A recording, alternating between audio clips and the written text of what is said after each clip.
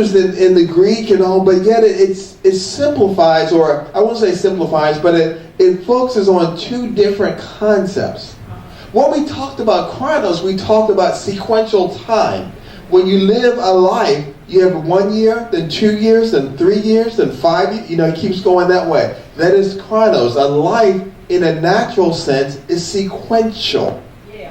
Events are sequential. That when you turn 18, you have your 18th birthday. When you turn 21, you say, I'm an adult. When you get older, and all these other things happen at certain segments of time. And oftentimes we say that when a person gets to be 14, they get to go to high school because it's time. When they're 17 to 18, they get to graduate because it's time. And so all of these things are sequential. And these are things that deal with the natural, that it deals with the things in regular life. But there's something called chronos that we began to lay a groundwork with last week. And so we want to spend more time talking about that today. Understanding Kairos and the timing of it is so important. The Bible describes God's relationship to time in several places. In Psalms 90:4, it says, "For 1,000 years in your sight are but as yesterday when it is past, or as a watch in the night."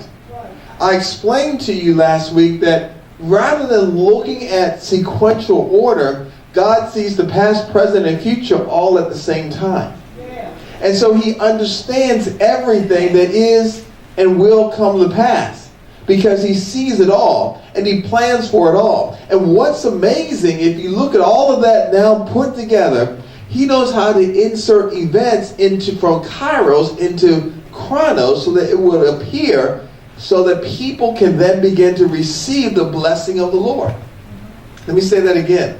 He knows how to take from Kairos to put into chronos so that it's in the right time and the right point that we can receive it. So we receive the Kairos blessing in the chronos time. Right. You follow me? And so it's amazing when you begin to think about it. It's even mind-blowing when you think about how God works, all of that. And that's why you could say, for 1,000 years in your sight are but as yesterday when it is past, or as a watch in the night. 2 Peter 3:8 says, with the Lord 1 day is as 1,000 years, and 1,000 years as 1 day.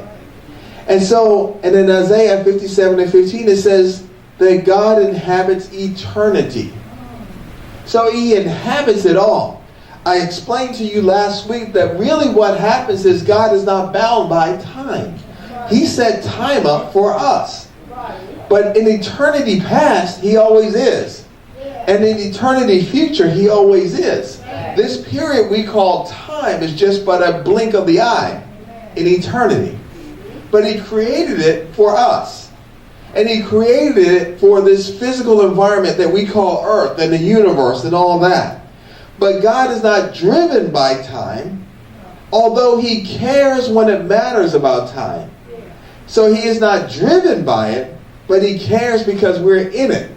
But what he wants us to do is understand that although we physically live in a chronos time, he wants us to always be expecting and living in a Kairos moment. Although we live in a chronos time, he always wants us to live and expect a Kairos moment. Okay?